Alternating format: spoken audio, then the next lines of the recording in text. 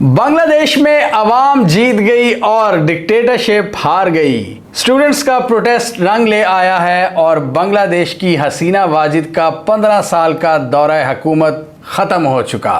वो रिज़ाइन करके मुल्क से फ़रार हो चुकी हैं एक आर्मी हेलीकॉप्टर में बैठकर। दुनिया को दिखाया है बांग्लादेश के स्टूडेंट्स ने कि किस तरह टायरनी और डिक्टेटरशिप का मुकाबला किया जाता है। आज की इस वीडियो में हम देखेंगे कि बांग्लादेश में आने वाले हालात किस तरह के होंगे, आर्मी चीफ ने क्या स्टेटमेंट दी है और इन सारे मामलात ने किस तरह मौजूदा शक्ल को इख्तियार किया है। आपको याद होगा कि हमने थोड़े दिन पहले जब इस पूरे मसले पर वीडियो बनाई थी तो उसमें एंड पर एक मैसेज दिया था शेख हसीना वाजिद को कि बांग्लादेश की जो अवाम है ना वो बड़ी रिजिलियंट है। उन्होंने 50 साल पहले आपसे ज़्यादा बड़ी ताकत को हराया हुआ है, उन्होंने आपसे बड़े डिक्टेटर को शिकस्त दी थी, तो आप क्या चीज़ हैं। हमने हसीना वाजिद को कहा था और वही हुआ। शेख हसीना वाजिद अपने आप को बहुत पावरफुल समझती रहीं और अवाम ने उनका तख्ता उल्टा कर दिखाया है। अवाम ने यह साबित किया है कि सबसे बड़ी ताकत कौन है। इंटरेस्टिंगली इनके आबाओ अजदाद थे जो कि फ्रीडम फाइटर्स थे। इनके अपने वालिद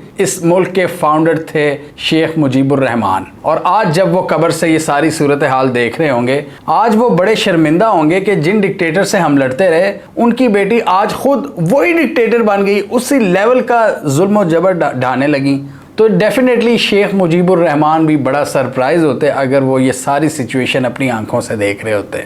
तो सारी गेम अवाम ने पलट कर रख दी है। बेसिकली हुआ क्या, इन्होंने पूरे शहर में कर्फ्यू नाफिज किया हुआ था, इंटरनेट को शट डाउन किया हुआ था, ब्लॉकेट कायम की हुई थी। लोग इस सारे कर्फ्यू को तोड़कर प्राइम मिनिस्टर हाउस की तरफ गए और जैसे ही वो रेड जोन में एंटर हुए, शेख हसीना वाजिद पिछले दरवाजे से दम दबाकर भाग गई। वो आर्मी हेलीकॉप्टर में किसी नामालूम जगह पर चली गई हैं। इनके मुखालफिन कह रहे हैं कि मोस्ट प्रोबेबली वो भारत की तरफ गई हैं। भारत इनको शेल्टर प्रोवाइड करेगा, वही भारत जो पिछले कई सालों से शेख हसीना वाजिद की हुकूमत को सपोर्ट करता रहा है। बहुत बड़ी तादाद में लोग प्राइम मिनिस्टर हाउस के अंदर घुस गए हैं और इस ओवरऑल मजमे की बात करें जो आसपास के एरियाज में है, वो 1 लाख से ज़ायद लोग हैं। 1 लाख से ज़ायद लोग और अब वो खाली स्टूडेंट्स नहीं रहे, हर वॉक ऑफ लाइफ से ताल्लुक़ रखने वाले लोग इस प्रोटेस्ट में शरीक हैं। हालांकि इनकी डिमांड सुप्रीम कोर्ट ने मान ली थी। इनिशियली इनका यही मुतालबा था ना कि कोटा सिस्टम जो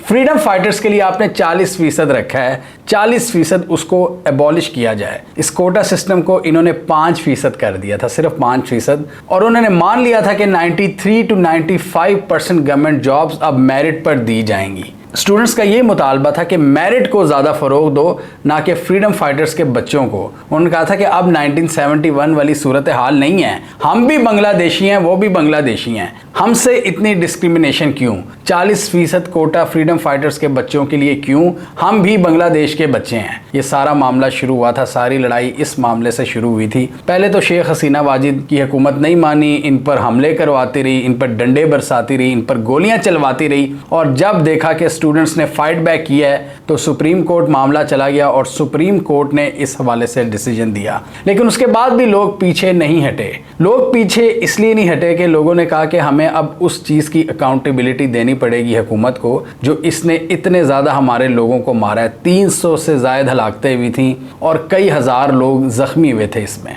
स्टूडेंट्स के साथ बहुत बुरा सलूक किया था। ऐसा सलूक किया था, बांग्लादेश की हुकूमत ने इनके साथ सौतेली माओ वाला सलूक किया था। सौतेली माओ से भी बढ़कर इन पर डंडे बरसाए, इन पर गोलियां चलाई और आर्म फोर्सेस के थ्रू इन्होंने ये सारे मसले इनसे करवाए। अब आर्मी मैदान में आ गई है और आर्मी ने अपनी गलतियों को कबूल किया है। इनके जो चीफ ऑफ आर्मी स्टाफ हैं जनरल वकारुज़्ज़मान, उन्होंने खिताब किया है और उन्होंने अवाम को एतमाद में लेने की कोशिश की है। और मैं कहूँगा कि काफ़ी अक्लमंदाना इक़दाम है उनका कि उन्होंने एक पॉजिटिव वे में कम्युनिकेट करने की कोशिश की है। ऑब्वियसली इस तरह की सिचुएशन में हमने देखा है कि आर्मी ही टेक ओवर करती है जब पूरा सिस्टम कोलैप्स कर जाता है, क्योंकि आर्मी ही एक पावरफुल मुनज़्ज़म फोर्स होती है जो पूरे मुल्क में किसी ना किसी तरह हालात को कंट्रोल कर सकती है, लोगों को कंट्रोल कर सकती है। तो आर्मी मैदान में आई है, उन्होंने कहा कि हम पर ट्रस्ट करें, हम पीसफुल ट्रांजिशन करने में अपना पूरा किरदार अदा करेंगे। हमने पूरी पॉलिटिकल पार्टीज़ को दावत दे दी है,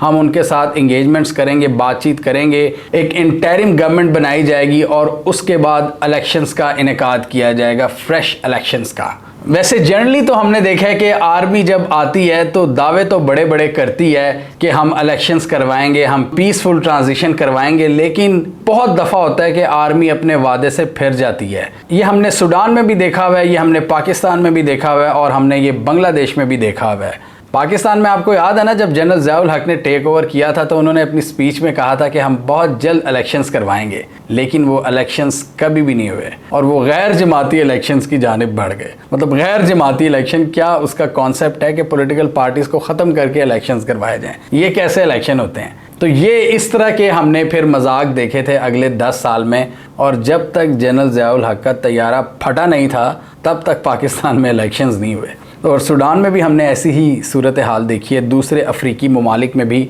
हमने इन वीडियोस में डिस्कस किया हुआ है कि आर्मी आती तो है, वादे करती है अवाम से, लेकिन अपने वादे से मुकर जाती है, क्योंकि ऑब्वियसली आर्मी के पास बहुत ज़्यादा पावर होती है और जब वो पावर में आते हैं तो वो फिर अपने इख्तियारात को अब्यूज़ करते हैं और वो फिर अवाम को एक्सप्लॉइट करने की कोशिश करते हैं। लेकिन इस बार जो जनरल वकारुज़्ज़मान ने कहा है, अपनी अवाम से वादा किया है, ऐसे लग रहा है कि इनको अपने वादे पूरे तो करने पड़ेंगे, क्योंकि अवाम का गुस्सा वो अभी थमने का नाम नहीं ले रहा। अवाम का ठाटे मारता हुआ समंदर ये जनरल वकारुज़्ज़मान भी देख रहे हैं कि अवाम कितनी ज़्यादा गुस्से में है, और अगर इनसे हमने वादा खिलाफ़ी की तो वो हमें भी उड़ा कर रख देंगे। और अगर बांग्लादेश आर्मी की अवाम से डायरेक्ट लड़ाई हो जाती है तो फिर ये एक सिविल वॉर की कैफियत होगी, और इसको मुझे उम्मीद है जनरल वकारुज़्ज़मान समझेंगे इस क्रिटिकल सिचुएशन को। नो डाउट इनके लिए आगे आने वाले हालात बहुत मुश्किल हैं, इनके लिए आसान नहीं होगा इस तरह पीसफुल ट्रांजिशन को लेकर चलना और पूरी पॉलिटिकल पार्टीज को साथ लेकर चलना और बड़े तमीज़ से इलेक्शंस करवाना। आर्मी का तरीका नहीं है कि वो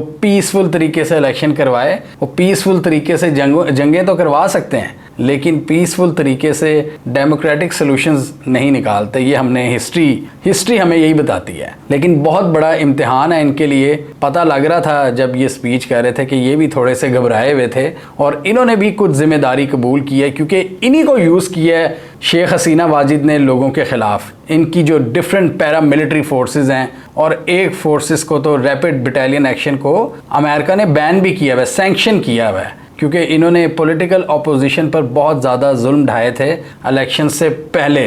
और आपको याद है ना, ये अभी बड़ी नई हुकूमत थी शेख हसीना वाजिद की, 4-5 माह हुए थे इन्हें, और ये किस तरह इलेक्शन जीत कर आई थी? यूनिलैटरली, मतलब one sided, one way affair जो नहीं होता, मतलब सिर्फ खुद ही इलेक्शन में इन्होंने पार्टिसिपेट किया था, क्योंकि इनकी सारी पॉलिटिकल ऑपोजिशन ने बॉयकॉट किया था इनकी हरकतों की वजह से, इनकी पकड़ धकड़ की वजह से, इनकी धांधली की वजह से, रूल ऑफ लॉ को अब्यूज़ करने की वजह से सारी पार्टीज़ ने कहा था हमने बॉयकॉट करना है। और जब सारी पार्टीज बॉयकॉट कर देती हैं तो किसी एक पार्टी के पास जवाज़ नहीं रहता कि वो इलेक्शन लड़े, उसको भी चाहिए कि वो उसमें ना हिस्सा ले। लेकिन शेख हसीना वाजिद ने कहा ठीक है, तुम लोग बॉयकॉट करो, मैं हुकूमत बनाती हूँ। एक ऑपोजिशन की अदम मौजूदगी में ये इलेक्शन जीती हैं, और ये फिर कैसा इलेक्शन होता है? ये डेमोक्रेसी तो नहीं होती ना। डेमोक्रेसी तो होती है जिसमें हुकूमत होती है और ऑपोजिशन होती है। खालिदा ज़िया को आप देखें, 80 साल उनकी उम्र है और उनको एक छोटे से सेल में बंद किया हुआ है। क्यों? क्योंकि वो शेख हसीना वाजिद की सबसे बड़ी पॉलिटिकल ऑपोजिशन थी। तो ये तो हाल किया हुआ है इन्होंने अपनी ऑपोजिशन का। तो जब आपने ऑपोजिशन को ही कुचल दिया, साइडलाइन कर दिया, आप किस तरह हुकूमत कर सकते हैं? उसका फिर यही नतीजा निकलता है जो कि बांग्लादेश में हम देख रहे हैं, और इसका नतीजा और भी जगहों पर निकलेगा। जब यूनिलैटरली डिसीजन लिए जाएंगे तो लोग इसी तरह सड़कों पर आएंगे और आपके चीथड़े उड़ाकर रख देंगे। मोदी को देखे ना, मोदी का क्या हाल किया वहां की ऑपोजिशन ने। मोदी 400 पार की बात कर रहा था, 240 पार नहीं हुई, और इसी के करीब मोदी की जो पॉलिटिकल ऑपोजिशन पार्टीज हैं उन्होंने भी तकरीबन इतनी ही सीट्स हासिल की हैं। मोदी को चेकमेट किया है, मोदी को लिमिट्स में रखा गया है, क्योंकि पूरे भारत ने वोट किया, डिफरेंट पार्टीज को वोट किया है। भारत ने अपनी डाइवर्सिटी को शो किया है। ईस्ट में ममता बनर्जी जीती है, साउथ में कम्युनिस्ट पार्टीज जीती हैं, नॉर्थ वेस्ट में इनकी सिखों की पार्टियां जीती हैं, राहुल गांधी की पार्टी जीती है, कांग्रेस ने बहुत सी कामयाबियां हासिल की है, यूपी में समाजवादी पार्टी ने बीजेपी की धज्जियां उड़ाकर रख दी हैं। ये रिजल्ट हमने देखे थे इस वीडियो में कि किस तरह भारत में इलेक्शंस ने किस तरह पांसा पलटा है और मोदी की पावर को कट किया गया है। मोदी को रियलिटी चेक दिया गया है कि सिर्फ तुम ही एक पावर नहीं हो इंडिया में, और जब एक पावर होती है तो फिर अच्छी चीज़ें नहीं होती। पाकिस्तान और इंडिया जैसे ममालिक में हम इनहेरेंटली डेमोक्रेटिक कंट्रीज़ हैं, हमारे यहाँ लोगों को बात कहने का शौक है। हम सऊदी अरब नहीं हैं, हम चाइना नहीं है जहाँ पे वन पार्टी सिस्टम है, हम रूस नहीं है जहाँ पे पुतिन कैसे मुल्क चलाता है। ईरान में भी किसी ना किसी हद तक डेमोक्रेसी है और उनका ऊपर एक सिस्टम है डेमोक्रेसी के। पाकिस्तान, भारत और बांग्लादेश जैसे ममालिक में जब डेमोक्रेसी को तबाह करने की कोशिश की जाती है और डिक्टेटरशिप अपने आप को मुसल्लत करने की कोशिश करती है तो लोग निकलते हैं, लोग रेजिस्टेंस शो करते हैं, जो हम देख रहे हैं कि बांग्लादेश में हुआ है। इंडिया में लोगों ने वोट के जरिए ये किया है और पाकिस्तान में भी चपकलिश चल रही है। पाकिस्तान में भी ये बहुत बड़ा पैगाम है उन फोर्सेस के लिए जो लोगों को दबाकर अपने आप को मुसल्लत करना चाहती हैं और पाकिस्तान में एक नॉर्थ कोरिया वाला निज़ाम लाना चाहते हैं। ये पाकिस्तान में फायरवॉल लगाने की बात करते हैं, पाकिस्तान में सोशल मीडिया को बैन करने की बात कर रहे हैं, ये पाकिस्तान में डेफेमेशन लॉ की बात कर रहे हैं, ये आम आवाम से जंग का ऐलान कर रहे हैं। और मैं बता रहा हूं, जब ये सोशल मीडिया, जिस दिन ये सोशल मीडिया बंद करेंगे, इसी तरह आवाम सड़कों पर होगी। आप अपने किसी भी दोस्त से पूछ लें, जो भी किसी किस्म का भी बिजनेस कर रहा है, उसकी कुछ ना कुछ प्रेजेंस होती है ऑनलाइन। फेसबुक पे मार्केट प्लेस होती है, इंस्टाग्राम के जरिए वो मार्केटिंग करता है, टिकटॉक के जरिए वो करता है। तो जब हुकूमत इन प्लेटफॉर्म्स को बैन करेगी तो ना सिर्फ वो हमसे बोलने का हक छीनेगी, जो हम अपनी फ्रस्ट्रेशन निकालते हैं ट्वीट्स के जरिए या किसी भी तरह दूसरे जरिए से, ना सिर्फ हुकूमत उसको छीनेगी बल्कि बहुत से लोगों के रोजगार के मौके को भी छीन लेगी। और वो हुकूमत जो खुद कोई सिस्टम प्रोवाइड नहीं कर सकती, जब वो मौका भी छीनेगी तो लोग सड़कों पर आएंगे। बांग्लादेश में इस एहतजाज ने क्यों कामयाबी हासिल की है कि लोगों पर हर किस्म के दरवाजे बंद कर दिए गए थे, लोगों की नकलो हरकत पर पाबंदी लगाई थी, कर्फ्यू लगाकर लोगों को बोलने नहीं दिया जा रहा था सोशल मीडिया पर, सोशल मीडिया को बैन किया हुआ था, इंटरनेट को बैन किया गया था। और अब देखें क्या उसका क्या रिजल्ट निकला है, क्या आउटकम निकला है। वो दम दबा के भागी है वही औरत जो दूसरों को टेररिस्ट कह रही थी। हमारे यहाँ भी आम लोगों को दहशतगर्द कहना शुरू हो गया ना कि हम दहशतगर्द हैं, दूसरी जमातें जी उनको बैन कर दो दहशतगर्दी के नाम पे। ये शेख हसीना वाजिद भी यही कह रही थी कि ये स्टूडेंट्स भी दहशतगर्द हैं और हमारी पॉलिटिकल जमातें भी दहशतगर्द हैं। अब खुद भागी है दहशतगर्दों की तरह। तो ये बहुत बड़ा लेसन है उनके लिए जिन्होंने मुल्क में अनार्की क्रिएट की हुई है, जो आवाम से डायरेक्ट कन्फ्रंटेशन के मोड में हैं, जो आवाम से लड़ने की कोशिश कर रहे हैं। आवाम को टेररिस्ट कहते हैं, शर्म आनी चाहिए इन्हें। आप देख लें उनकी आर्मी चीफ की भी सिटी गुम हो गई है और वो आवाम से मुतालबा कर रहा है कि भाई अपने घरों को चले जाओ, हम सारा कुछ हम ये सारा सिस्टम रीस्टोर करने की बात करते हैं, हम कोशिश करेंगे कि कोई लड़ाई ना हो, पीसफुल तरीके से आप लोग अपने घरों को जाएं, हम कर्फ्यू हटा लेंगे, इंटरनेट पर पाबंदी को हटा लेंगे, सब कुछ कर लेंगे। इस वक्त बांग्लादेश की सड़कों पर एक जश्न का समा है। वही लोग जो गुस्से में बिफरे हुए थे वो इस वक्त आज़ादी का जश्न मना रहे हैं। और हमने देखा था कि शेख मुजीबुर रहमान का जो स्टैचू था उसको भी वेंडलाइज किया गया है, वो भी तोड़ फोड़ का शिकार हुआ है। जो इनके फाउंडर का मुजस्मा था, उसकी बेटी ने अपने बाप की भी सारी इज्जत गंवा दी। और ये वही शेख हसीना वाजिद थी जो लिटरली कह सकती थी कि ये मेरे बाप का मुल्क है। जैसे हम मजाक में कहते हैं ना, भाई ये तेरे बाप की सड़क है, ये तेरे बाप का मुल्क है जो तू ऐसी हरकतें कर रहा है। शेख हसीना वाजिद वाकई ये कह सकती थी कि ये मेरे बाप का मुल्क है, मैं जो चाहूंगी यहाँ पर करूंगी। तो जिसके बाप का मुल्क था ना, उसको भी लोगों ने भगा दिया। जब लोग बिफर जाए ना तो उनके सामने कोई नहीं खड़ा हो सकता। ये बहुत बड़ी एग्जाम्पल है।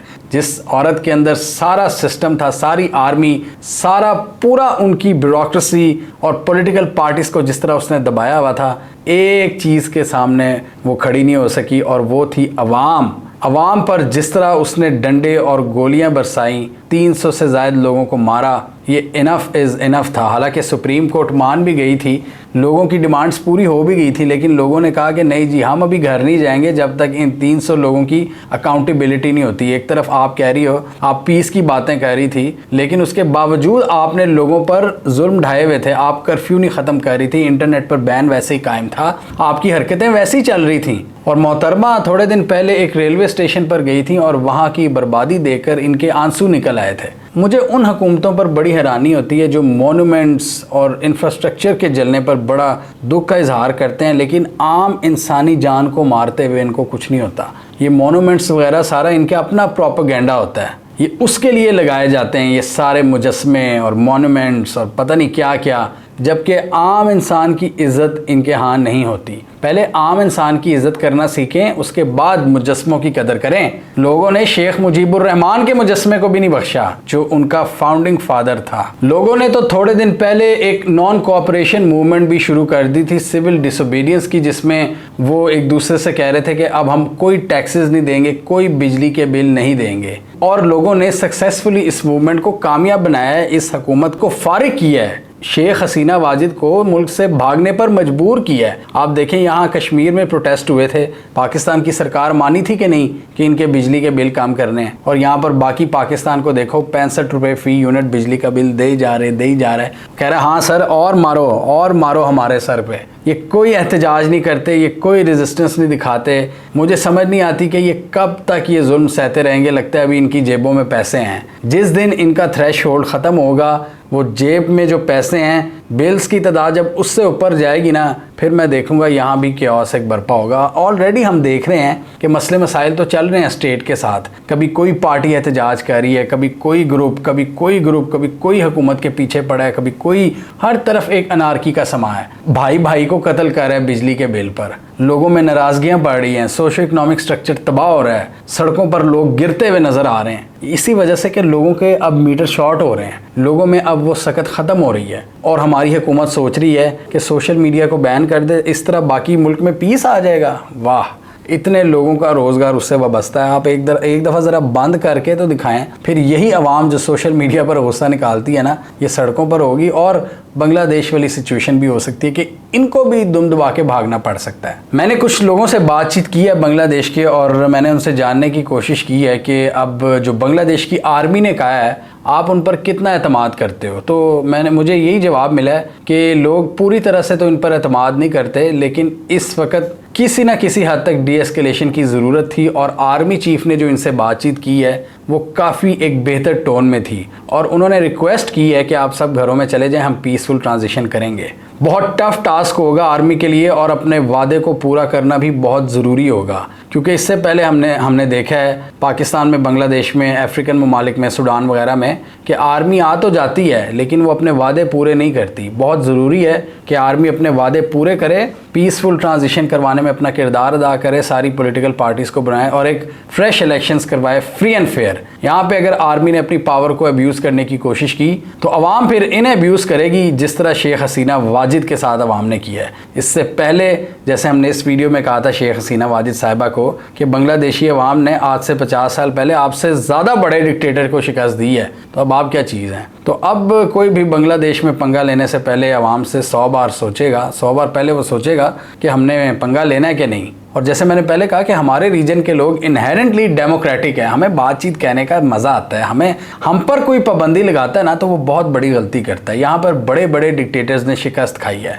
यहाँ पर मुशर्रफ, ज़ियाउल हक और अयूब जैसे डिक्टेटर्स ने शिकस्त खाई है। अयूब के खिलाफ लोग निकल पड़े थे, मुशर्रफ के खिलाफ लोग निकल पड़े थे, ज़ियाउल हक के बारे में लोग दुआएं करते थे कि हमारी इससे जान छूटे। हम कोई सऊदी अरब या चाइना नहीं हैं, और अगर सऊदी अरब और चाइना बनाने का इतना ही शौक है ना तो पहले लोगों के हकूक पूरे करो, लोगों के पेट भरो। पहले लोगों को कोई ऐसी सरगर्मियां दो जहां पर वो मसरूफ़ रह सकें। जब आप लोगों के पेट भी नहीं भरोगे, रोज़गार के मौके भी छीनोगे और ऊपर से उन पर डंडे बरसाओगे, तो क्या लोग आप पर फूल बरसाएंगे? या आपकी गलत फहमी है। इंडिया में लोगों ने बैलेंस को रिस्टोर किया है वोट के ज़रिए, बांग्लादेश में वायलेंस के ज़रिए, और पाकिस्तान में भी इस वक्त सिस्टम का आवे का आवा बिगड़ा हुआ है। इस वक्त रूलिंग एलीट को चाहिए कि अपना किबला दुरुस्त करे, नहीं तो बहुत बुरा होगा इनके साथ भी। और मैं ये हिस्ट्री को देखते हुए बता रहा हूँ कि लोग निकल आते हैं जब लोगों के पास नहीं होती सकत, जब लोगों के पेट नहीं भर रहे होते, जब लोगों को आप मार भी रहे होते हो, और जो एग्जिस्टिंग उनके पास मौके हैं उनको भी जब आप छीन रहे होते हो,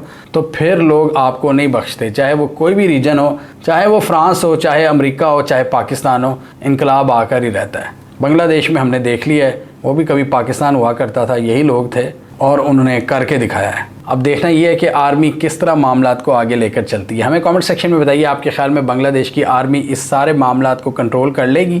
क्या आपके ख्याल में वो पीसफुल ट्रांजिशन करवाने में कामयाब हो जाएगी, या आपके ख्याल में वो बांग्लादेश की आवाम को धोखा भी दे सकते हैं, वो इक़्तिदार से खुद चिमटे रहेंगे, या बांग्लादेश की आवाम का गुस्सा देखते हुए वो आवाम से वादा खिलाफ़ी नहीं करेंगे? क्या समझते हैं आप? कमेंट कीजिए। इसके अलावा हमारा यूट्यूब चैनल सब्सक्राइब कर लें, साथ ही वो बेल आइकन भी दबा लें ताकि वो स्टोरीज दुनिया भर से और पाकिस्तान से जिनकी मेन स्ट्रीम मीडिया पर प्रॉपर कवरेज नहीं होती, हमारे प्लेटफॉर्म के थ्रू आप तक टाइम पर पहुंच जाएं।